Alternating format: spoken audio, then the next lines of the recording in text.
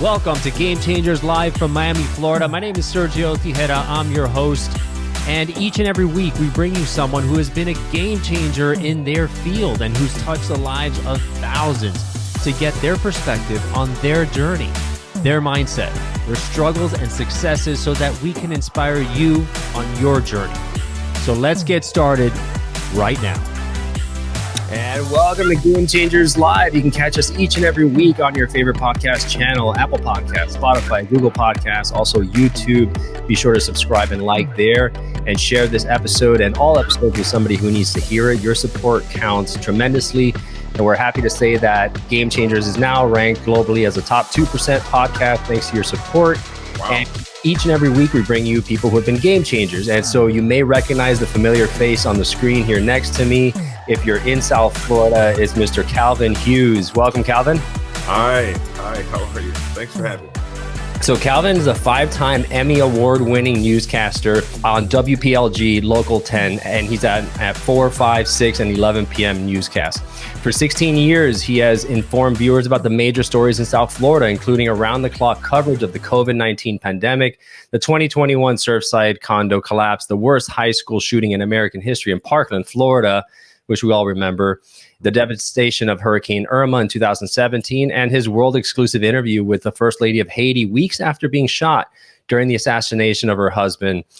He spent days in Havana, Cuba, reporting live on the last 2 popes to visit Cuba, including Pope Francis's historic trip to 3 cities in Cuba and President Obama's historic visit, and was also the first American journalist to broadcast live from the grounds of the new American embassy in Havana several hours before the official flag-raising ceremony and opening. In November the following year, he led members of the Local 10 news team across Cuba for 11 days to report on the death of former Cuban leader Fidel Castro. Welcome, my friend. Quite the resume. Thank you. You did not have to read all that. Thank you very much.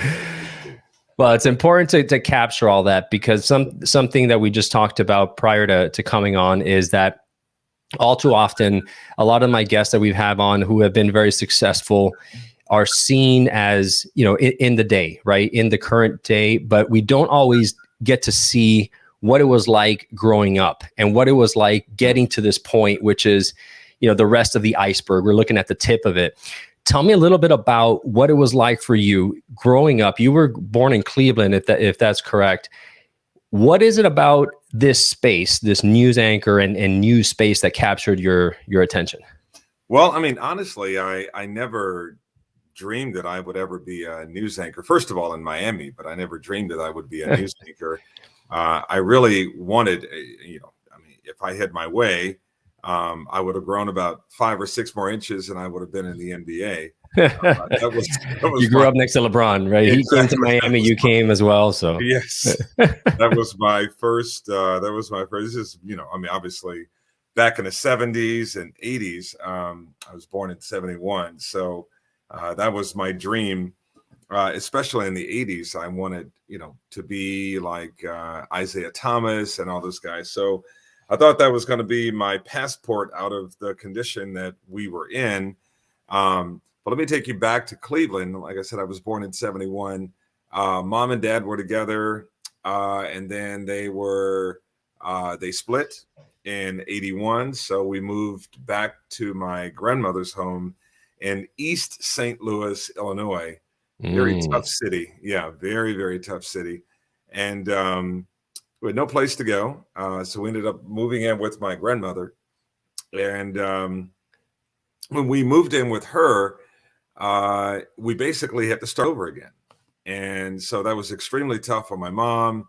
I have 4 siblings, so it was tough on all of us. Mm-hmm. And so, when you pick up and move and you have to make new friends and you got to go into a new school and everything else, that could be pretty traumatic for any adult, but for an 11-year-old, it was especially tough. But the great transition for us was being able to spend more time with our cousins who we would only see during the summertime. So that helped us make that transition much more smoothly. And I just thought it was just a lot of fun just to be able to hang with them a lot longer than what I would normally be able to do for days or just 1 week when they would come and spend their summer vacation with us. So, so anyway, when I got to Illinois, my plans changed. I really wanted to use basketball as a way to sort of be my passport out of the condition that we were in. But so how tall are you, and what position did you play? Yeah, 6 feet on a good day. That's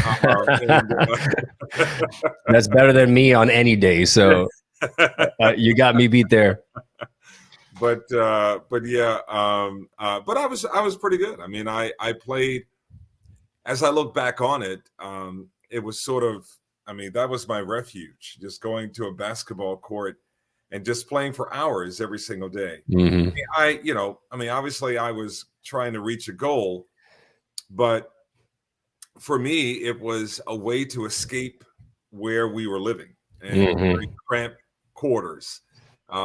So anyway, when I got to high school, the newspaper was defunct. So my English teacher decided one day that she was going to, restart this newspaper and resurrected with a group of students that she thought were good enough to be writers and editors. She asked me if I would do it, and I said, yeah. And that was the start of my journey into journalism. And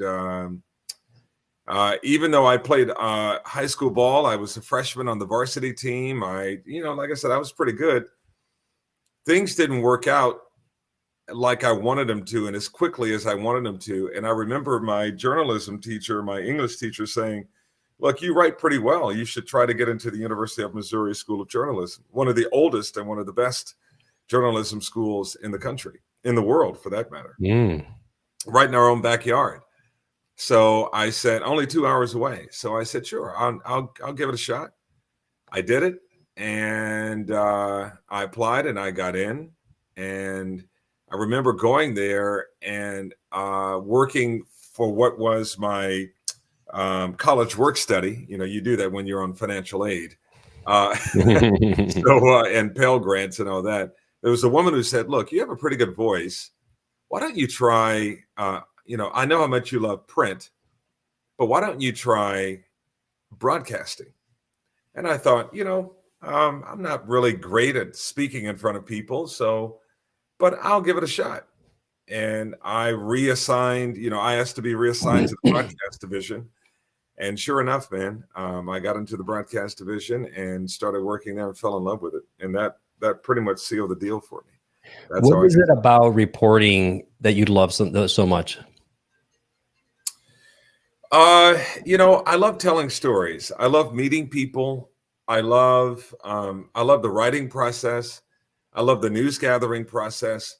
But I think what got me the most is that, and what I most fell in love with was being able to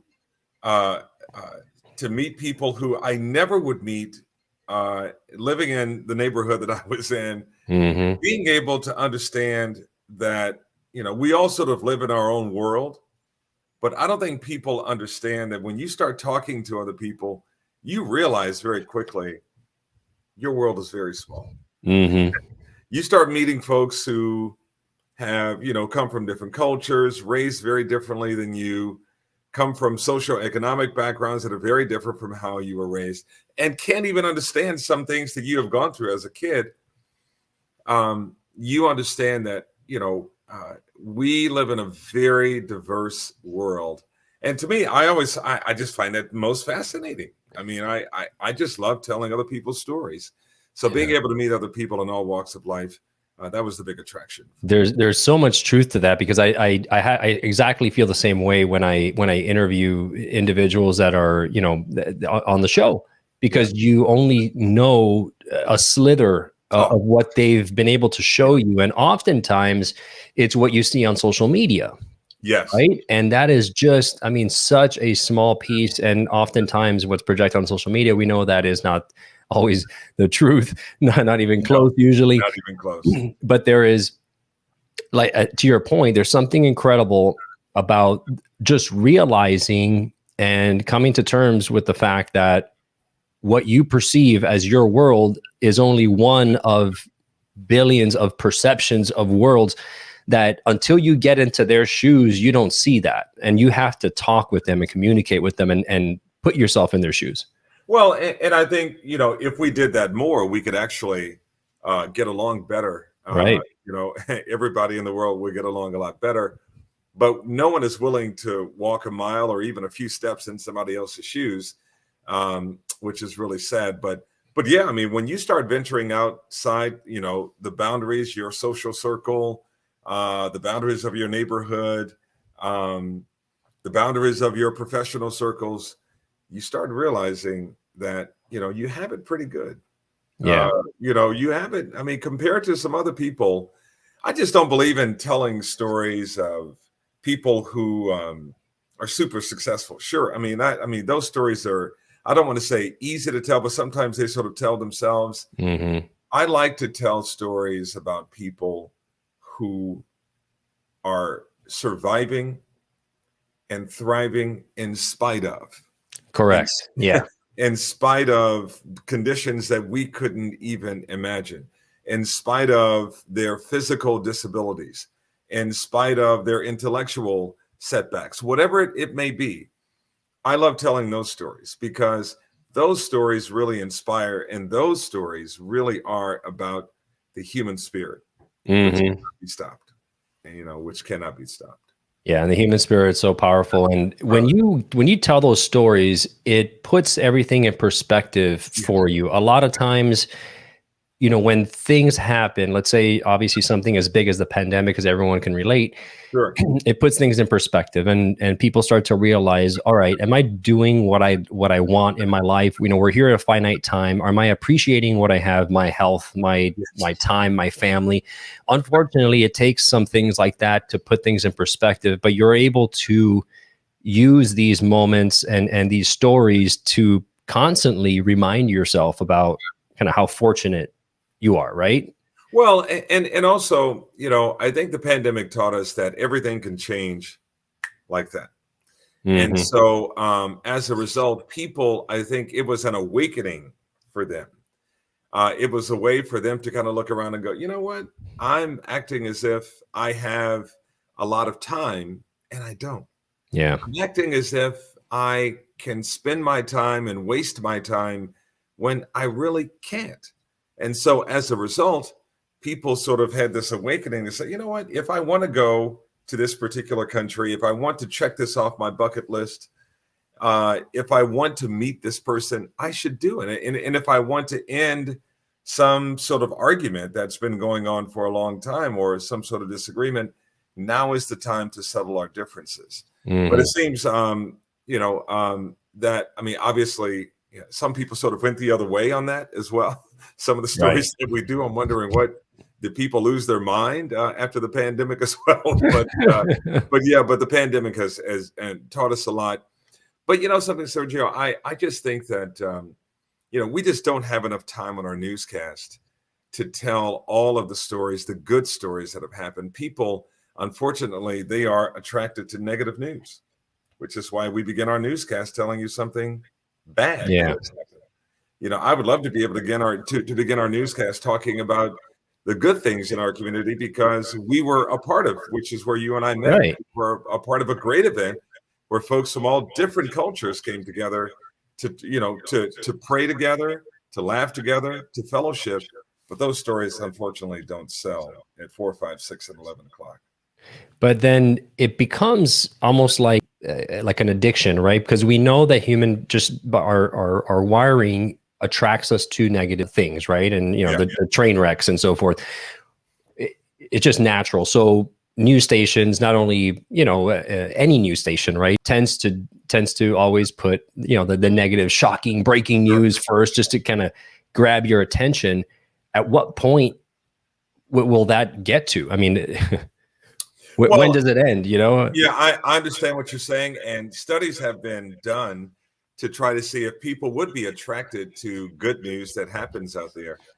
They are not. It's incredible. Yeah, they are not. I mean, there's a famous saying by Mark Twain that a lie can travel halfway around the world before the truth can put its shoes on. So Mm. it's so true that people will be more attracted to a lie. It will keep going on and on and on and on and on. And it's tough for when the truth actually does catch up, that people sort of question the truth and they don't question the lie. And it's the same thing with what's happening today. Fake news, false news, negative news, whatever it is, you can put any kind of label on it. It'll travel farther, faster, and deeper than anything positive, especially on social media, which you and I both know. All it takes is for you to hit the share button, and then everybody is repeating it, even though it isn't true. Everybody will repeat it. So there's a concept that I love called the minimum effective dose. And so when it comes to news, which is predominantly negative, what I try to do is get that minimum effective dose of the content that I'm looking for, that I need, and not more of it, because it could be toxic. Yes. If we just get all consumed as in anything to any extreme. Right. I was just reading earlier too that when you get older, one of the lessons that you really sort of drill down on is you are really concerned about your diet, and I'm not talking about food, but your daily diet of information that you consume. And you want to certainly limit the amount of negative news that you're consuming, or the amount of negative information that you're consuming. So you are correct. It is good to keep it at a minimum, but be able to extract whatever you need. And my personal opinion is most people in South Florida they are watching the news, but they really watch the news for the forecast, for the weather forecast. That seems to be the most important thing on people's mind in Because South the weather's Florida. always changing. Can I go out on the boat? Can I go to the beach? Exactly. And the closer we get to hurricane season and the rainy season and all that, I mean, folks are trying to say, can I do this event outside? Can I not? Should I wear this? Should I not wear that? Because the Miami concept is, if it ain't tight, it ain't right. So so it has to be tight and it has to be right. So they want to know what kind of outfit they're wearing. I love that. So I'm curious then, what part of any news segment is the highest ranking in general? Like, not counting events. Is it sports, weather, local news, national news? Like, what is it that typically always beats every other section out?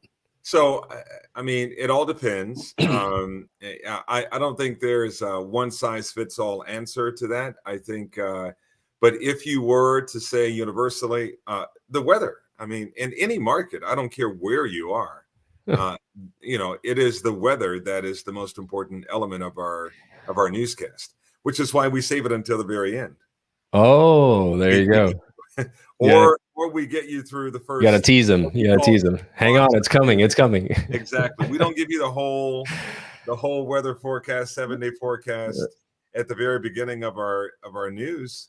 We give it to you at around 11:15. So interesting. We have you for enough time. Exactly. So that is typically the most important. So, I mean, I would say probably in New York, sports is the most important element. Right. Because you have so many teams, between the Knicks, Nets, the Jets, the Mets, the Yankees. So, you have so much going on, not to mention hockey and everything else that goes on. So then let's go back to your career then. How did you end up coming over to Miami? How did you get that opportunity? So interesting enough, I was in Philadelphia, and I had covering a snowstorm, and you got the call about coming down to South Beach. I did that too, but I had an agent at the time. The agency was William Morris, and they asked me if I would be interested because there was a news anchor who had been here for 30-something years, Dwight Lauderdale. Yeah, of course, the legend. Yeah, and so he was going to retire. He had announced that he was going to leave in 2008, and this was 2005 when I got this phone call. And so they were very interested. And at that time, I was in Philadelphia as an anchor and as a reporter because I wanted to get more stories on my newsreel so that I could send it to ABC, NBC, CBS, Fox, and all those guys, CNN. I'd actually had interviews with CNN. I was waiting on them. I was waiting on ABC, and I was waiting on CBS. And I got this phone call. And so when they gave me the call, I said, look, I have no desire to stay in local news. I want to go to the national level, and I'm good. They said, look, just go get an offer, and then we can leverage that against the networks. I said, I'm telling you right now, I don't want to go. So I came here kicking and screaming. And I remember it being, there was a really bad winter storm going on in Philadelphia. When I came here, they put me up in the Lowe's Hotel overlooking, you know how that The goes. beach, yeah. Yeah. And overlooking the water and the beach. And I was blown away. It was not really even an interview. It was more of a conversation we had. I did the audition. My old co-anchor, Lori, who was on maternity leave at the time, she came in and did the audition with me, and we just completely hit it off. And I didn't hear back from ABC, CBS, and my agent said, look, Channel 10 is giving us a deadline. The networks aren't responding. What do you want to do? I said, look, we can go to Miami for a couple of years. And I could struggle there for a little bit, and suffer a little bit in the sunshine. 16 years later, here I am. So, yeah. So we were talking about time, right? What is it that you value the most as we get older, obviously our perspective changes. We've been through a lot more. What is it that you value the most these days? Oh, absolutely. My time. And I love peace as well. No stress, brother. One thing about your time is I have such a limited amount of it that, I have from the time I wake up. So if I choose to wake up at 9 o'clock, 7 o'clock, whatever time I have roughly about 4 or 5 hours before going into work. Then I'm on the air. When I walk in the station, anything can happen. So when I walk in at 2:30, 3 o'clock, whatever time I decide to go, I'm on the air at 4. I have a dinner break between 6:30 and 9 or 9:30.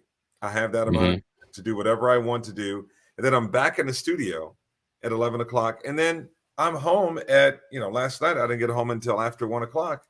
Because I was at my desk working on some things that I didn't get a chance to work on earlier in the day. I also teach at the University of Miami. Monday, Wednesdays, and Fridays, I teach a journalism course.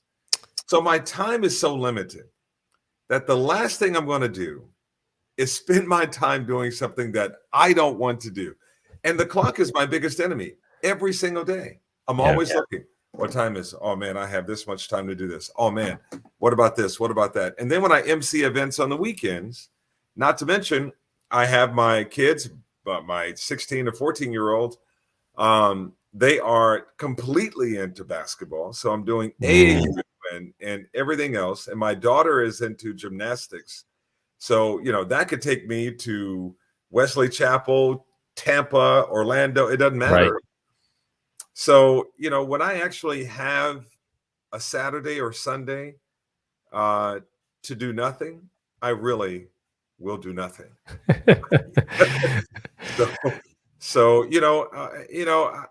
My time and just being around people who are productive and peaceful. Those are my big things. There is a tremendous value in what you said in terms of valuing time, but also moreover in being around people who are peaceful, that have good energy. It makes a huge difference in the quality of your life. Oh my gosh. Oh, Sergio, it is everything. I mean, you are the average of the 5 people you spend time with, right? Yes, sir. You are the average of that. And if you're around people who are doing unproductive, undisciplined, untethered, whatever you want to call it, things, you will be that. But if you're around people who are about being the most productive, living up to their full potential, you will be that too. I believe it. I'm living proof. Yeah. Have you ever had to stop and reflect on that and say, okay, I need to cut ties with someone? Oh, absolutely. Oh yeah. Oh yeah. So the worst thing I believe about moving around, and when you're aspirational as a journalist, you have a nomadic lifestyle. So you're going. So after college, I went from Columbia, Missouri, Evansville, Indiana, Lexington, Kentucky. I got an agent. Crazy story how that happened, how I got my first agent. But from Kentucky, I went to Texas, Dallas, Texas. From Dallas, I went to Atlanta, Georgia. From Atlanta, I went to Philly. And from Philly, I came to Miami. Oh, my goodness. Yes. So along the way, anybody who tells you that they're striving for greatness, my only desire was to be a mix between Dan Rather, Peter Jennings, and Bernard Shaw. I wanted to be all those guys in one. And nice. I'm telling you, I wrote this down. I wanted to be Peter Jennings, one of the smoothest anchors ever to Dawn and Mike. Bernard Shaw, one of the most disciplined anchors you ever want to meet. One of my mentors to this day, as a matter of fact. And Dan Rather, he was a reporter who happened to be an anchor. He loved going out in the field and really talking with people, getting their stories. Even though he was the face of CBS, he truly enjoyed going out and telling stories. And, like Dan, I truly enjoy, whether it's Haiti, Cuba, Panama. I mean, the Bahamas. I've gone to so many different places. And here locally, I just enjoy telling stories, and it keeps you fresh as an anchor. Because if you're not out in the field talking to people and writing stories, getting out there, grinding it out, then you don't appreciate both sides. Yeah. You don't appreciate the process, and you don't appreciate the end result. You're just getting the end result when I'm in the studio. So I enjoy being out there and grinding it out. I mean, look, going to Haiti is not easy even on their best day, going to Haiti, covering a disaster. I've been there. It's rough. And after the earthquake or something, an assassination, that's got to be even tougher. Sure. I mean, I was with Jovenel Moise 2 months before. I was there during the pandemic, and I reported on how the country did not want vaccines, and I was with him 2 months before he was shot to death. Oh my gosh! Yeah, man. Yeah, and he talked about how he feared for his life, but look, I mean, I just enjoy all of that. But my whole point in saying all of that is that you have to be a part of the process. You have to be connected. If you're disconnected in any kind of way, it'll show. There's a great saying that the camera never blinks, and it's so true. That, they can, insincerity is one of your biggest enemies when you're in front of a camera. You want people to know that you're sincere, that you mean what you say and you say what you mean. And you want people to know that I feel the material. Look, there are so many factors that are going on when you're on camera. My opinion is the one thing that is timeless, that everybody can relate to, and that's emotion, which is why I think Oprah was so great, and I think she's the best to ever do it. But Oprah is great because she could be talking with you, she's feeling what you're saying, and if it's an emotional moment, she's there with the newsmaker. She starts crying, or her voice is a reflection of what she's feeling. And so, same thing with me. I want people to know that I'm feeling the material that I'm saying. And it's not just information. It's not just words on a teleprompter. And the best way to do that is by going out in the field and being out in the community, which is why I do the community service events. And I also go out in the field and report. And that's a great story and lesson for anybody and everybody, not just in the newscast industry, but in whatever it is that you're doing. Sometimes we can get complacent, especially as we move up in the rankings and so forth. And rolling up your sleeves and getting at it, is a very good thing. Oh, look, anytime, and you as a business person, you as a speaker, that it's easy to take moments for granted when you've done it. Who's that? Malcolm Gladwell, who said you become an expert after you do it 10,000 times. Right. So after you've done something 10,000 times, it is nothing for me to go on a newscast and not even think about, am I going to mess up? Right. It's so natural. A thought that goes through my head. But one way not to take it for granted is by going back to the fundamentals. Mm-hmm. And this is where my basketball background has helped me all throughout my professional life. It is, you understand that, players, if it's a baseball player, a basketball player, football player, you go into a slump. And for a baseball player to go into a slump, it's almost a very natural thing for them to do. I mean, they can be, batting 500, and all of a sudden it becomes a mental thing where they just cannot hit the baseball. And if it's after an injury or whatever the case may be, but they cannot hit a baseball, and it's all mental. Same thing with us professionally. It's nothing for me to feel like, man, I'm not performing at the level that I know I can perform. What can I do? You know what? Go back to the fundamentals. And it works every time. Calvin, man, you are a game changer in our community, my brother. Thank you so much for being on the show. Guys, if you enjoyed this episode, please share this. This was chock full of amazing nuggets. I gotta slice and dice, these little clips out and put it out there because there was so much good information here. Thank you so much for being on. Thanks for being a game changer, not only in our community, but with all the organizations that you serve in a powerful way. And be a game changer in somebody else's life today. Any parting words? All I'll say is, well, first of all, thank you, Sergio. I mean, this is when you are doing something along the lines of what you're doing in terms of speaking to people who can tell their story and tell their truth, it's helping people. So this is not a job, but it's a service.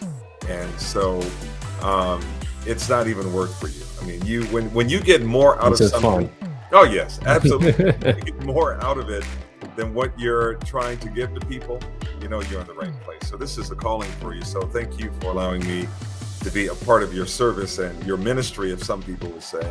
And hopefully, our message today helps somebody. And I hope that they watch it at 4, 5, 6, and 11 o'clock on Local 10. That's right. Check him out there. He's there all the time. Thank you so much, Calvin. Have a great week, everybody. We'll see you next week. If you loved what you heard in today's episode of Game Changers, please subscribe and rate us. The lessons and the stories in these podcasts are immensely valuable, so I invite you to share them with a friend who needs to hear it. You may end up being the game changer in their lives.